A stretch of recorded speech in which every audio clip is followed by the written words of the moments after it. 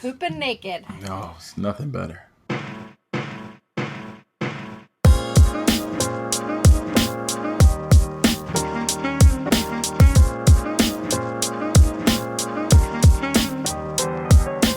Welcome to Maker's Hustle, the podcast about turning your passion into a profession. This is episode 14 for Monday, October 17th, 2016. I'm your host, Bill Lavolsi, and here are my co-hosts, Amy Davis-Roth. Hey, Amy. Hey. And Jeffrey Moore. Hi, Jeff. Hello, everybody. So I want to take a moment to What the f*** is wrong with me today? It's okay, Bill. No, it's not. It is not okay. This is my job. I would like to thank our top Patreon supporter, Louise. Louise? Yeah, Luis Thanks. Gonzalez. Thanks, Louise. Way to go. Thank you, Luis. Way to go, You're Lou. awesome. If you don't mind me calling you Lou. I feel like we have My a name very is not Lou. personal. I feel like we have a very personal relationship. I just wanted to. Did you meet Luis? Maybe. He was at Maker Faire. You couldn't see his face, though, because there was a cloud of vape smoke around him. I love him. I don't remember anybody. Actually, you know what? I do remember. Oh, well, maybe it wasn't Luis. It was a couple of vape smokes. Yeah. Well, anyway, thank you very much, Luis. It was great seeing you at Maker Faire, and thank you for supporting the show. If you would like to support the podcast, check us out at patreon.com/makershustle. We have all kinds of cool rewards. You can just ask Eric Wright and Jim Bashirs, who just won a Maker's Hustle surly-ramics necklace last week. All right. Hey, let's do another giveaway next episode. Okay, cool. We'll give That's fun. we'll give away another one next episode. That sounds good. Let's do it. Let's do it. All right. What's everybody working on this week? Somebody else go. I can't talk right now. All right. So what I'm working on this week, everybody, is I am continuing to develop the concept for the book. And I will say that writing a book is a lot harder than I thought it would be. I thought it would be difficult, but it's a lot more difficult than I thought it would be. And not because of the content. I just realized that I have a book author on the podcast with me. I need Not help. yet, Bill. you don't. Okay, well, an aspiring. So here's the problem, though. We're all writing books right now, technically. This is and it's so hard, not because the content is easy. I feel like I'm pretty good with the content. It's two things. The first thing is trying to write for a specific age group. So I really want this book to be for high school students, but before you get to your senior year. So you're obviously not as smart as you were as a freshman, as a freshman that you will be as a senior. So I want to kind of get to those kids early so that they can be inspired and then take steps while they're in high school, instead of waiting until they get to the end of their high school career to want to get into something. I want to give them a little bit of a head start. So that's cool. Trying to write, and I'm a very good writer, but just trying to use vocabulary words that aren't going to distract you from the message that I'm trying to get to, because you got to go look the word up in your Google. All right. So that's the first thing. The second thing is I don't know what style to use for this. And I say that because I've looked at a lot of books that I have personally owned. And then I've also looked up some ones online. And I don't want this to be a textbook. And writing a textbook is easy because you could be very technical. But I don't want it to be technical. I want it to just communicate like I'm talking to people. So trying to find a way that is using very basic vocabulary so everybody can understand, and at the same time is relatable and engaging, so that I'm not talking circles around people and people could just get the concept and work it out. So that's what I'm working on. Also, if you were at Maker's Faire and you came to my table, you noticed that one of my robots broke. Well, one of the. Oh no! Yeah, it was terrible when I was transporting him. When I was transporting him, because I told you guys I tried to laser cut one of the body parts. So I tried that, and it was wood. The wood broke in the bag as I was transporting them. I'm not transporting them in a bag anymore, but so I had an extra part that I had to kind of replace. So I did that just so that for my next presentation, I'll have two working robots as opposed to one. So that's what I worked on this week. Huh, okay. Amy, how about you? Well, I just got back from Geek Girl Con in Seattle, and it was awesome. So much fun. Yeah, how did that go? It was really, really a lot of fun. Such a great group of people go to that event. And one of our listeners, Catherine Wright, showed up. I heard about that, actually. I was talking to Eric. Yeah, man. She was so cool, and she hung out with me, and she brought me mouse brains. What? Real. She is a scientist, and she brought me some slides that show the different directional slices of a mouse brain on, I don't know how to explain it because I'm not a scientist, but the little slides that you can look through on the microscope, and they put the dye in so you can see the different parts of the brain. She brought me two that she made, and one is like the brain sliced horizontally and one is the brain sliced the other way, and it's really, really super duper cool, and I want to make some sort of art based on this now. She was such a wonderful woman, and she was so inspiring and so sweet, and she hung out with me and my husband Johnny for quite a while, and I think she had a good time too. And it was great meeting her. So that was super cool. And then I also met Anita Sarkeesian. I don't know if anyone's familiar with her. She is known pretty much as the devil of the internet if you don't like women. But if you do like women and you do like critiquing video games and you like video games and things like that, you know who Anita Sarkeesian is. She is one of probably the most famous internet personalities that does professional video critiques of tropes that are in video games, and she came up to my table and was super cool, and I gave her one of my necklaces, and we did a selfie, and she came running back later and brought me some stickers, and she's just like the nicest lady. So ignore any negative things that you've ever heard about Anita Sarkeesian and check out her videos on YouTube. She's really cool. She's probably the most harassed woman online ever. Mm-hmm. So it was really interesting to talk to her because we, have a lot in common, and I was like really happy to get to spend some time with her.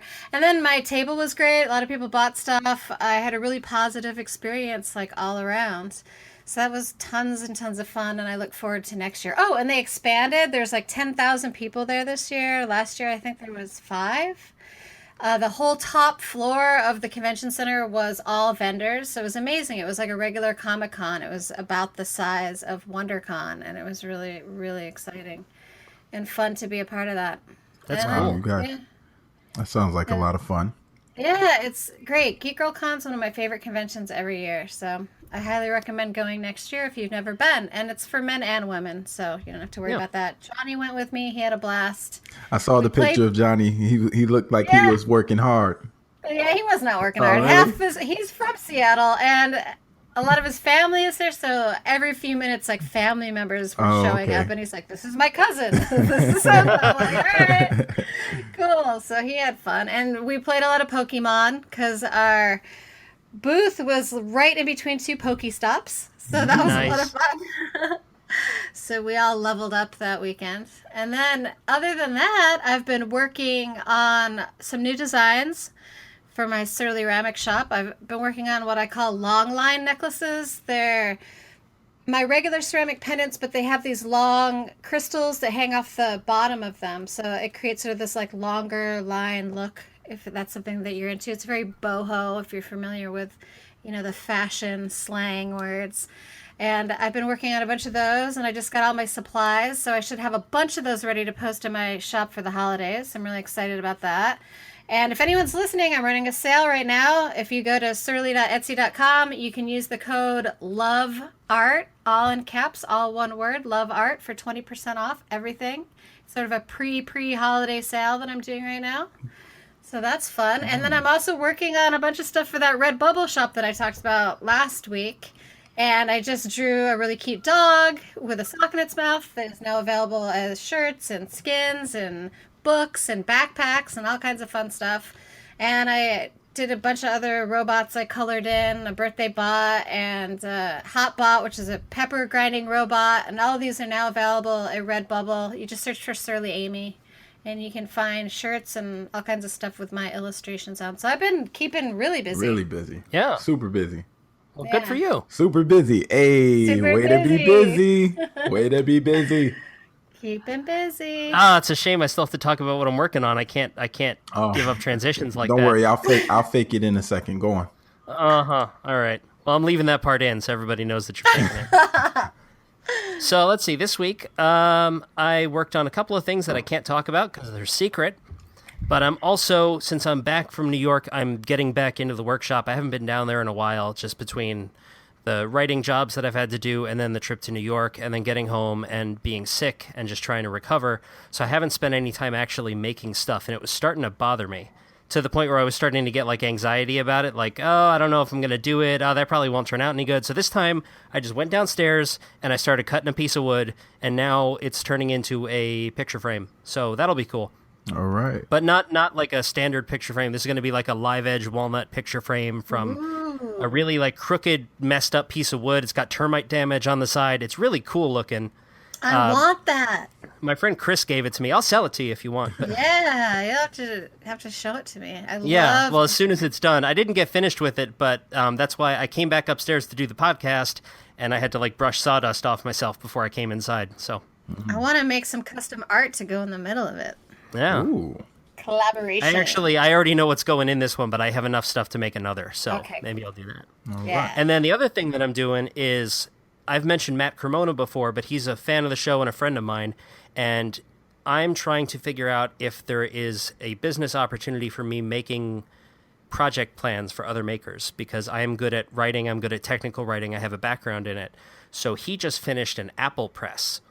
He's up in Minnesota, and they got a whole bunch of apples, and he built an apple press. So it's this big wooden contraption, and you stick like a bottle jack in it. Like, if you don't know what that, it's a hydraulic jack. And it just pushes straight up. So you put it in there and you crank down and it squishes all the apples down, and then the juice runs through into this drain and drains into like a bucket or a receptacle or whatever you want. So he drew up the CAD drawing for that, and then I made the plans out of it. So by the time this episode comes out, it might even be available. So that would be really cool. But that's what I've been doing. All right. Well, I have also been busy. Oh, way to stay busy, Bill. Yeah. Are you keeping busy, my friend? Oh, sounds like somebody's busy. Let's get busy on the podcast.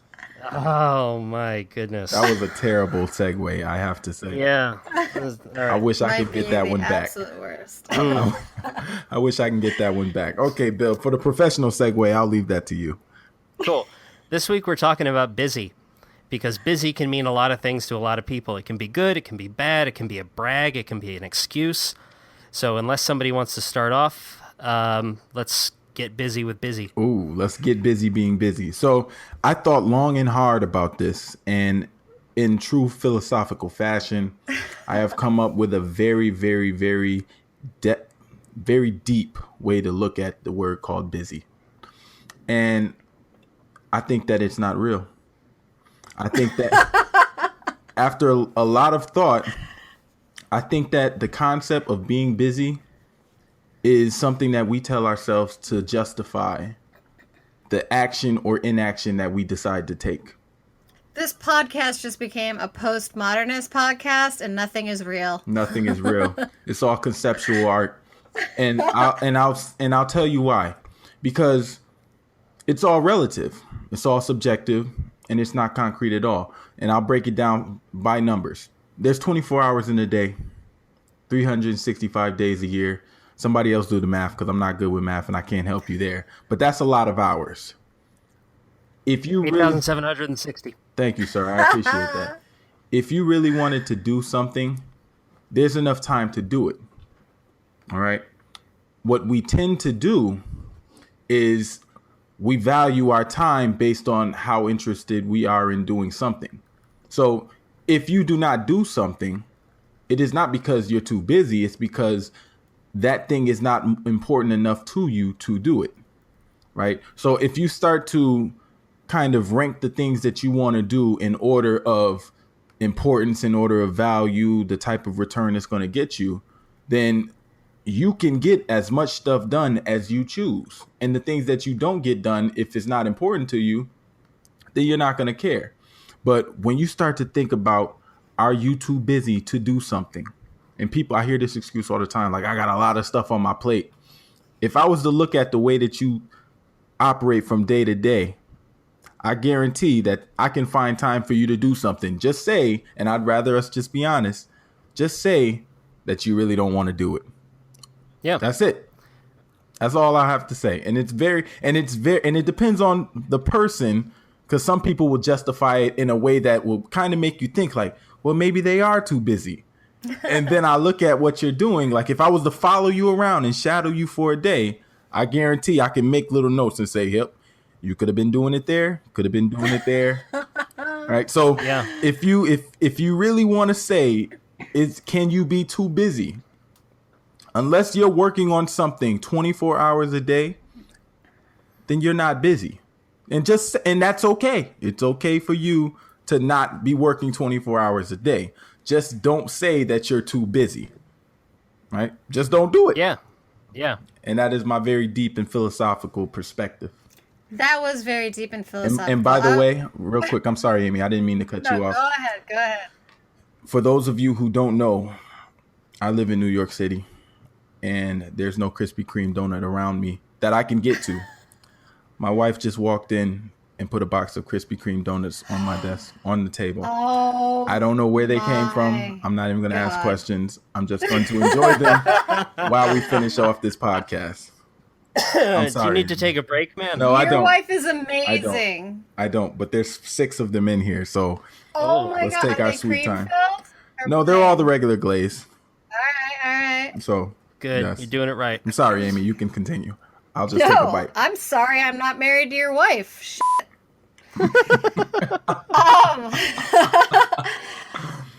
So that was a very deep and philosophical description of busy, but I look at busy in a completely different way. I don't look at busy as a negative term or being too busy. I get upset if I'm not busy enough because my definition of busy is when my business is busy. And right now I'm in the lull before the holiday shopping, and it freaks me out every year. This time of year, I am not that busy. So if you wanted me to do some custom work for you, now's the time, because I'm not busy, and it makes me so nervous. But in a couple of weeks, as soon as Halloween happens, people start doing their holiday shopping, and I will get super busy, and I will be very, very happy because I like to be busy. I like to have a lot to do. So for me, I think of being busy, because I agree with you. If there's something that you want to do, you're definitely going to find time for it. And if you set your priorities and you organize your life, you can get things done. And I do, sometimes say I'm too busy to do something. And it's always, I don't want to say always, but it is usually because it's something that I just don't want to do for whatever reason. But if there's something great, like for example, my friend Leslie is going to pick me up in about an hour and take me to go see Maya Rudolph's cover band called Princess, which is a Prince cover band. Okay, amazing. I am not too busy for that. All right.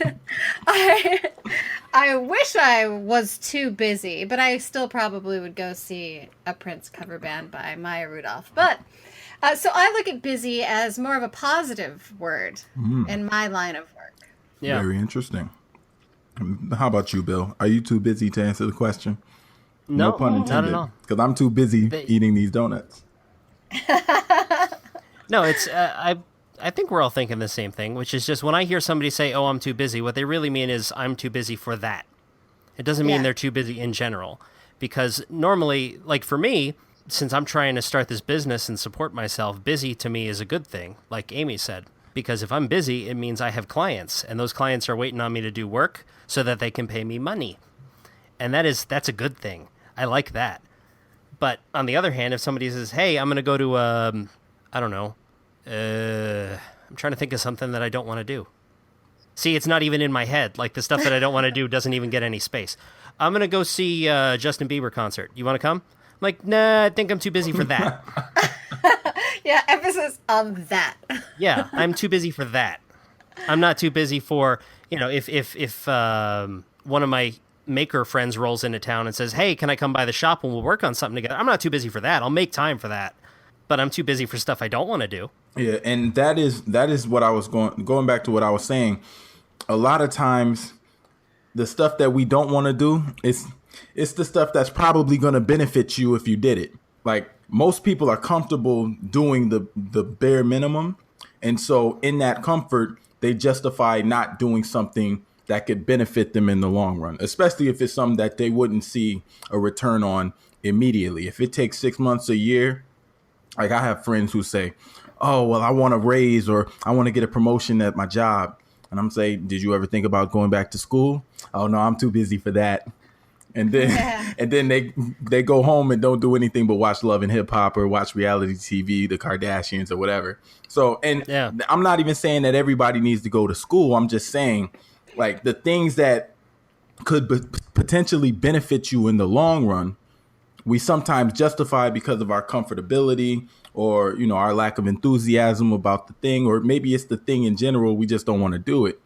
But it's that busy. I hate when people say I'm too busy. You can never be too busy. That's a good one, because you know, you have people who say, "Oh, I don't like my job," or "I want a raise," or "I want a promotion." It's like, well, did you ask to be put in charge of that new project? Oh, did you? You know, I'm assuming that this is people who work for somebody else, because if you work for yourself, like, I know you you go hard or you don't eat. Yeah, those are your options. Right. But yeah, it's like, well, did you try to take on more responsibility? Did you make it clear that you're looking to advance? Because sometimes that by itself right there, you know, you walk into your supervisor's office and say, "Hey, can you give me something to work on?" And they say, like something. Yeah. Yeah, and they'll give you something, but then you got to do it. And if you don't, you know, well, it's not going to work out the way that you want. No.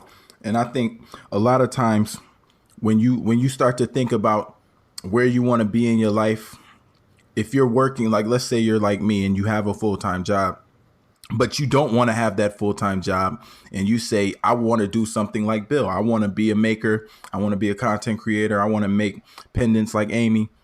See how I plug you guys in there? Yeah. So, and you want to do that, there's no such thing as being too busy. Like, if you have to do both, then you need to do both. And if you're going to say I'm busy, because, you know, we're all a product of our thoughts, right? So if you tell yourself, oh, this is too much, I'm stressed out, all this stuff, that's going to affect you, and it's going to kind of discourage you. So you got to be positive with it. You got to say, I'm never too busy. I love this. Get very excited about it. The goal is to stay busy. So you do whatever you got to do so that you'll be busy later if you're not busy now. That's how I look at the holiday shopping season. You know, I am constantly doing stuff right now to make sure that I'm going to be busy later. Absolutely. And you just opened up that new shop, so you're twice as busy. Yeah. Redbubble, Surly Amy, you guys. Plug. Yeah. I'm super excited about it. We got some of the shirts. Johnny ordered 2 of the shirts, one with beer bot and one with wine bot on them, and they look so good. Like, I only get a very small percentage, you guys, but it's like so easy for me because I can draw whatever I want and then I post it, and then you guys can get t-shirts of it, or books, or journals, or skins for your phones, and backpacks. I mean, it's like so cool to me, like, to see my images.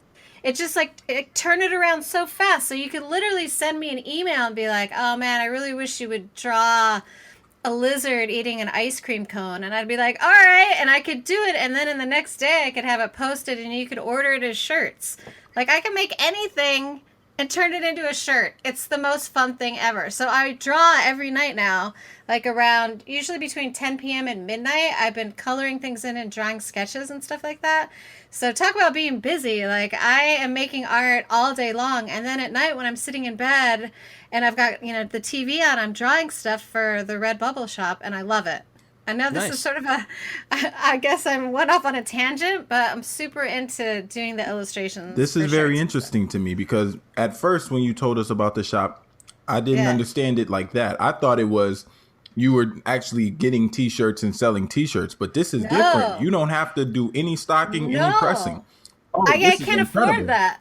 Yeah, I thought about that. And actually, someone on Twitter, one of our listeners, who's also named Eric, was really cool and like actually offered to help me do a little startup for a t-shirt business, but I thought I would try Redbubble instead, because that way I can see what kind of demand there is for the different designs that I do, and I don't have to put out any money. So it's like I'm licensing my illustrations to Redbubble, and they make the majority of the profit on it, but it's so easy for me, and it allows me to do a lot more drawing and a lot more illustrations, which I love to do. I super love to draw cute little things, and I can immediately turn them into all kinds of different products. And then it's sort of like Cafe Press used to be like 10 years ago.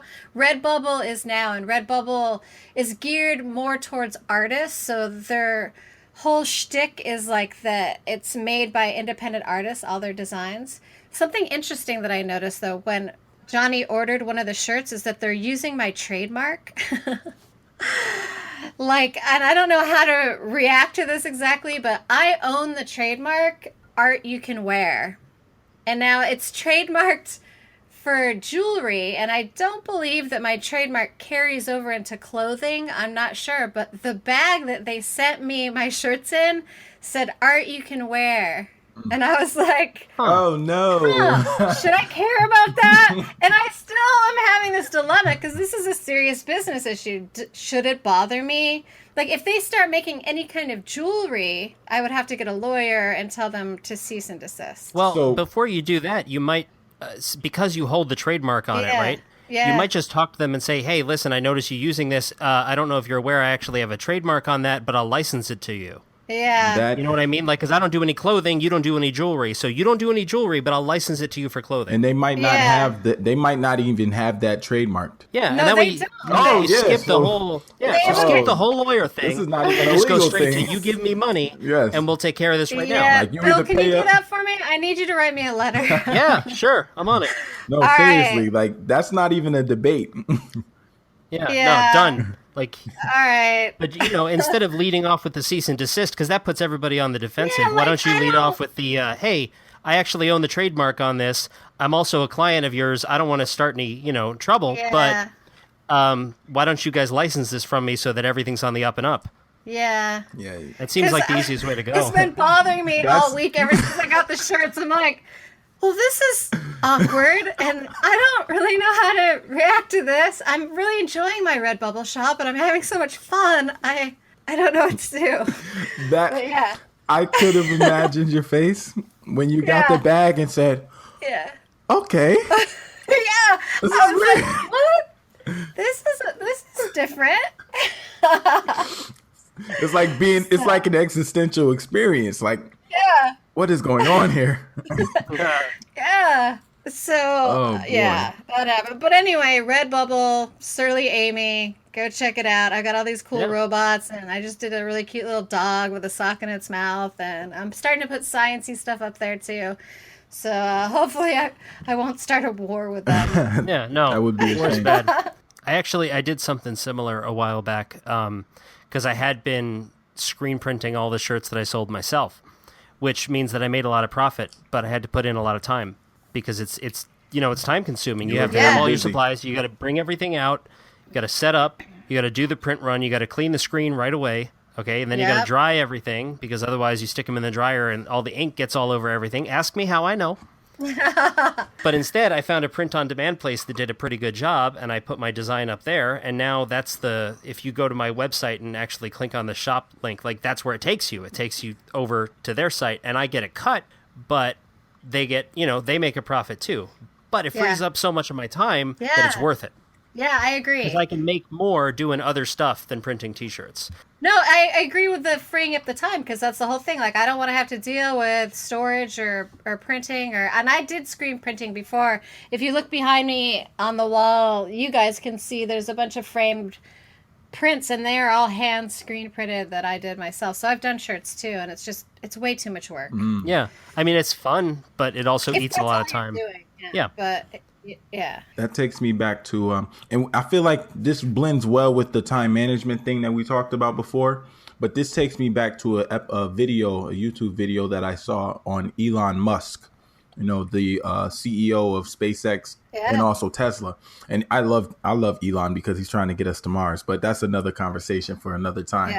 Yeah. But what he talked about is most people look at him and think that he spends a lot of his time doing the business aspect of things, and he doesn't. He literally is in the development with the engineers, working on different parts of the cars, working on different parts of the spaceships, and he spends the majority of his time. That's where he stays busy. And he actually hired somebody to handle the business operation aspects of both companies. So, and even with this podcast, right? So, Bill, you're a great guy. You do a lot of hard work for this podcast. And it probably wouldn't go as well if I was doing it, but I appreciate you for doing that. And this allows us to stay busy by having different avenues and getting different things done, but not having to spend all of our time doing it. Yeah, So I agree. being busy, like I'm busy right now, and after this I'm gonna go to something else. But I got a lot of things happening strategically that are all working seamlessly together, so that I can get the most amount of things done with my 24 hours. Yeah. We actually solicited some feedback from some of our listeners, so I'm actually going to play one of those now. This one is from Marc Spagnuolo. You might remember Mark, the Wood Whisperer. He mentioned us on Wood Talk. He said some very nice things about us, and he also contributed a quote for this week. So let me get this going. Yay, Mark. For me, being busy is a sign that I'm doing something right. When you work for yourself, especially in a creative industry, your workload is usually self-imposed. So if I'm not busy, it's actually a sign that I'm uninspired or unmotivated. But when I'm running at 100%, there's never a shortage of things to do, and I often become my own worst enemy by adding extra things to my plate. So for me, busy equals inspired. I could not agree more with that statement. That is totally how I feel about being busy too. I look at it like it's a total positive and I want to be busy. And I do the same thing as he does, where I can get too many things going on, I suppose, but that's when I'm happiest. Very true. I love that. Thanks, Mark. That was really cool. Yeah, I thought that was great. I'm really glad he contributed that. And I have felt that way, where I am busy because there's so much stuff that I want to do, and I want to start all of it at the same time, and you can't do that, obviously. So, you kind of have to pick one, and then you run with it. Like when I got home from lunch today, because I went and saw Elaine for lunch, and hi, Elaine, I know you're listening. Hi, Elaine. Hello. So I went and saw her for lunch, and I came home, and I immediately had this idea. Like, I need to make something. I need to make something right now. I need to stop thinking about it and just get started. So I start making this picture frame, and I just went for it. And it's like, before I chicken out, before I have second thoughts, just go right now. And it was that intense, like, creative burst that you'll get every once in a while when you feel like you have a really good idea. And I just kind of ran with it, and it felt great. Yeah. And I think that's kind of what Mark is talking about. Just if you work for yourself and you're busy, it's because you're always firing on all cylinders. Like I felt that way recently, just because I'm developing so many other different things, because I'm not sure if all of them are going to pan out. So I'm kind of trying to get them all started at once, because I don't want there to be downtime later where I'm just sitting here going, well, now what do I do? Yeah, we always, people kind of get on me for doing a lot of things at once, but I'm like, what else do you do? Yeah. What else are you going to do? If you're not doing anything, then literally you're stagnant. And that's terrifying to me. Terrifying to me. I don't even go on vacations because I don't know what to do, like sitting on a beach. I go crazy. So you'll never I see know, me I on the have to beach. at least be taking photographs if I go somewhere. I'm the same way. I have to be multitasking, and there better be some sort of art making involved in Yes. going somewhere, or I don't want to go. Exactly. Like when I go on vacation, my definition of a vacation is going to a museum or something like that. Like taking time to go and see something that is going to make me think, where I shouldn't be thinking because I'm on vacation, but I need to be busy. My mind doesn't even let me not be busy. I'll explode. Yeah, well, exploding's bad. Don't do that. Still kind of need my brain. Yeah. I don't want it to turn to mush. We also got feedback from Andy Birkey. I've mentioned him before. Hi, Andy. Hi, Andy. Andy, my man. What's up, brother? And Andy kind of gives us the flip side to what Mark was talking about, which is when busy can be bad. So let me get that going. By the way, I just ate 3 donuts and I feel like I'm dying inside. Yeah, Krispy Kremes will do that. I feel like I'm slowly dying. Like It's like, this is a good idea. This is a good my idea. This stomach is not hurts. a good idea. I had to grab a water because I felt it creeping up on me. Oh my goodness. The idea of busyness is kind of a thing that I look at almost in a bipolar manner. On one hand, I really want to be busy, but I need that busyness to be very, very intentional. I don't want to just fool myself that because I'm, spinning around in a circle, that I'm, being productive. I'm being busy, but I'm not necessarily being productive. The other part of me really fears busyness, because I believe that in a lot of ways it gets in the way of real clear, concise thinking. So I take a lot of time every morning to clear my mind and to absolutely not be busy, to be right in the moment. And it kind of is a reset button for me. So then I can attack the day with full force and with full intention. That's what I'm all about. He just made me question my entire life. He didn't make me question my entire life, but I really truly respect his outlook and the way he's doing things, and it makes a lot of sense, especially for people that suffer any kind of anxiety or bipolar disorder or ADHD or anything like that. Did I say that right? Yeah. Yeah, because it is so true, and it's also an important aspect of mindful meditation too. For That's a lot what of I was people. going to say.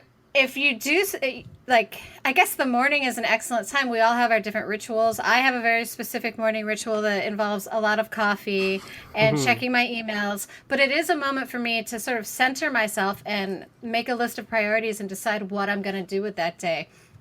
And also for people that are bipolar 2, he makes an excellent point, because if you are too busy, it can activate mania for you. And if that happens and being too busy makes you manic, is going to cause you to make mistakes, not do a good job, not be able to focus on all of the things that you're doing. So while earlier I did say that being busy is a really positive thing for me, and I still agree with that, I totally understand where he's coming from with the needing to focus yourself and how being busy can be a negative. So I think that was excellent advice. And it doesn't have to be in the morning. It can be whenever you want it to be, but to have a certain point in the day where you just sort of calm down and stop all the activity just for a moment to center yourself and find, I guess, your direction and what's most important, can be really, really helpful to a lot of people. So he does make a fantastic point. Yeah. Yeah, I wasn't going to break it down that much. Like that's now I'm really questioning my life. But what he was saying was so true. Like a lot of times we put a lot of things on our plate, and you find yourself taking like breaks, but they're not really breaks. You're just stuck, because so much stuff is just going on. And then at that moment, you can be wasting time spinning your wheels. And usually that's when I jump to something else. But then there's a lot of times that I'm just sitting there like, what am I doing? Where am I going? Yeah, what you is kind of going get jammed on? up. Yeah.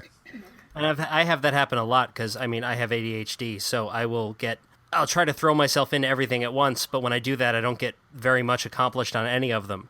So occasionally what I'll have to do is I'll notice myself kind of going into that state, and I'll have to like mentally take a step back and go, okay, what is the important thing that has to happen right now?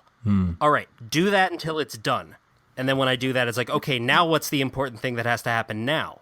Okay, do that until it's done. But just being able to take a step back, and it also helps if all that other stuff, if you're worried about losing it, just write it down. It'll still be there when you come back to it. But if it's rolling around your head because you're afraid you're going to forget about it, it's going to be distracting you the entire time. That's also helpful for people that suffer from depression too, because if you do, there's certain points in your life where nothing seems important. So it is really great to keep lists, like I often do, to remind you of what is important and what you need to get done during those times when you've sort of lost perspective and you've lost the will to actually keep yourself busy. If you can revert back to that list, you can be like, okay, what do I know absolutely needs to get done to keep this thing rolling in the right direction? Yeah. And it's okay. It's okay to not be busy. I think we talk a lot about if we're not busy, then that means we're probably either not inspired, or that means we don't have a lot of work, and we could be scared like, oh, how am I going to pay the bills, or how am I going to make this money? So yes, being busy is important because that's how you pay the bills. But also, if you aren't busy and it's for a good reason, just because it like might be a slow season or something like that, take some time yes, there you go. Take some time to take care of yourself. Self-care is very important, because the second that you get busy, you're going to be like, dang it, I wish I could take a break. So if you're not busy, I don't want us to seem like we're putting stress on people to be busy. Because if you're not busy and it's for legitimate reasons, then take care of yourself. Because when that busy season comes, you're going to wish, you might not wish it's over, but you're going to wish you took care of yourself. The kind of person who works for themselves, we kind of like to joke, I'll sleep when I'm dead. I got more stuff to do.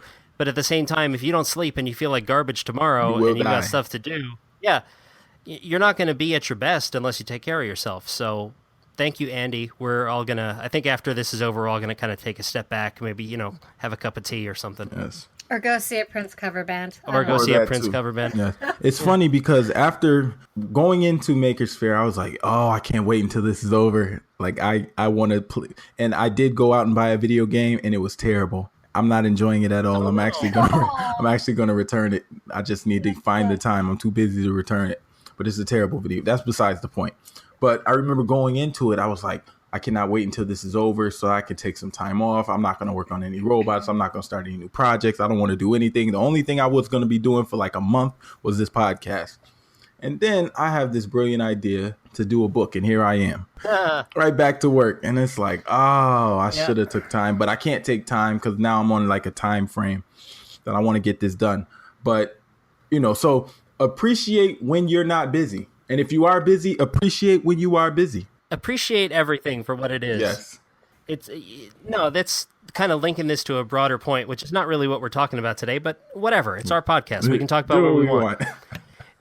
I've noticed this thing where people, if they work at one job, they wish they were working at another job. If they live in one place, they wish they were living somewhere else. If they have one car, they want to drive another car. Appreciate what you have when you have it for what it is.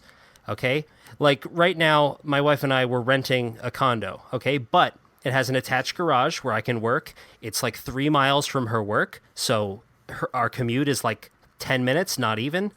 Okay? We don't have to worry about stuff if it breaks. When the washer goes out, you call the landlord, they deal with it. And yes, I would eventually like to own a house with a bigger garage on it and etc., but I am not going to drive myself nuts about it right now. I'm just going to appreciate what I have and work towards the other thing. Very true. Let me ask you a question. That grass is greener thing can kiss my ass. I'm sorry. I'm done with it. If you move to a bigger house with a bigger garage, will you change your name to Two Car Workshop?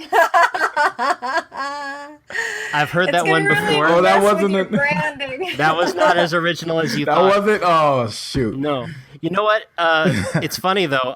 I have given that some thought, and what I decided was I'm going to build a wall so I get one car, like one car's worth of garage, because optimizing that space is actually something that it like tickles that creative part of my brain. I actually enjoy doing it. So imposing a limit on myself like that is actually kind of cool. And also, you don't want to have to undo all the hard work you put into one car workshop. Yeah, that too. I got stickers. Stickers. I got the domain name. You have to give out Two Cars Workshop stickers. And I'm pretty sure that one's taken. So. Oh, man. Two Car Workshop. I'm sure. No, that was funny. I just came up with that one right on the spot. Well, Bill, if you have any type of like sound effects, that was terrible. You could put that one in right there. There it is. Yeah. I'll go hunt one down. You could go find that, put that in there. So we got one more piece of feedback that I'm going to throw in, and this one is from Carlos at Cactus Workshop. And Carlos is ridiculous. So busy is when you cannot find time to go to the toilet. Yeah, that's busy for me. You don't even remember you have to go to pee. So there you go. Carlos says busy is when you can't even remember that you have to pee. Okay. All right. Good. To be honest, I remember that I have to pee. I get so caught up in what I'm doing that I just ignore it. Yeah, hold it. It builds character. Yeah, I've never forgotten. It reminds me. It starts to hurt after a while.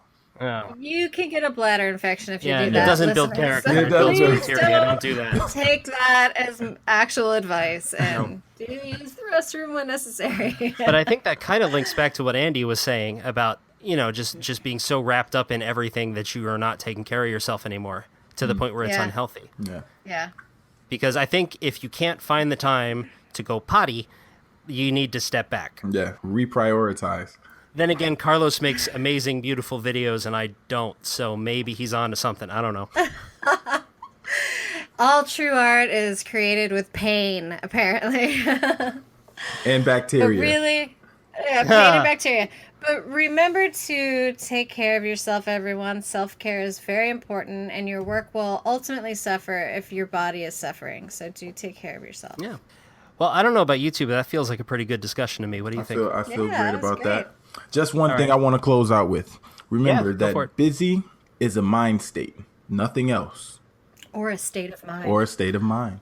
And it could either help you or it can hurt you, depending on I don't know what it depends on, but I'm assuming that it can help you or hurt you, and I'll leave it at It that. depends on who you are and what you need and how you Very work most true. effectively. We've Yeah. said this about a Thank you million for the times save, already. It's you have to know yourself. You know, if you are one of those people who operates best when you're under like a deadline, time crunch, that's fine. But you got to know that's who you are. If true. you're one of those people who will just work consistently and you don't need that, then okay, that's who you are. But you have to know it. You know, we cannot tell you if you are that person or somebody else.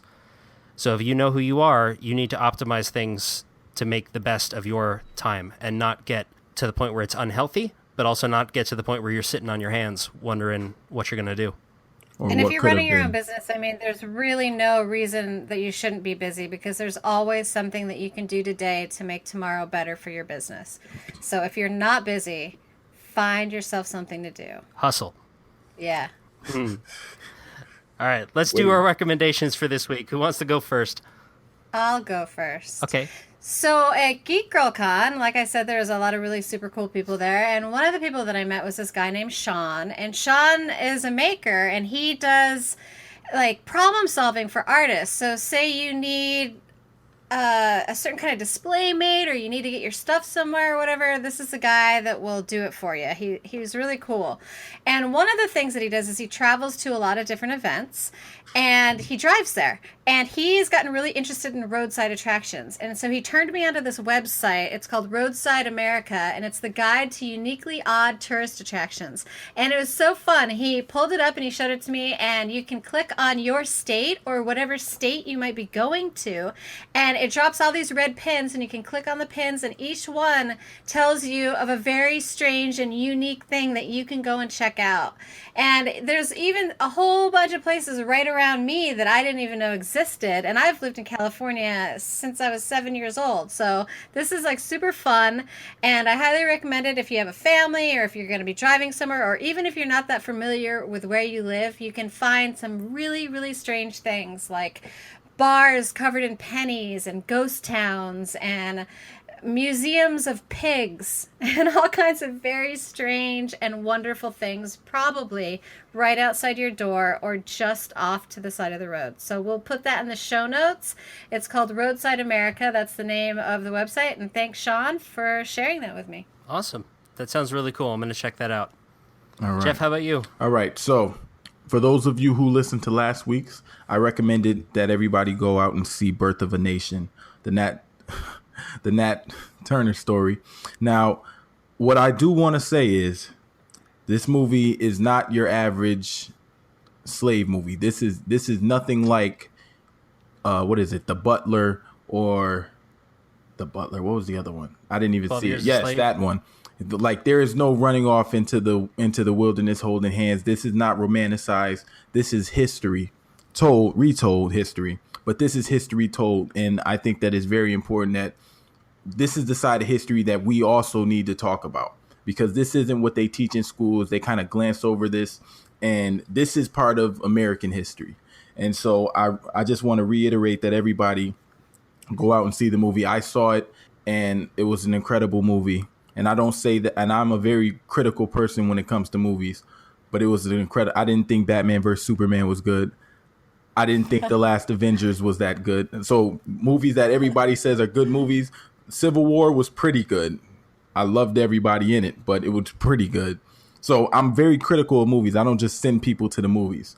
So what was I talking about? Oh, yeah. So check the movie out. I believe it got like a 77 for a tomato meter on Rotten Tomatoes, and then like a 75 for the fans. And sometimes you get like a high tomato meter reading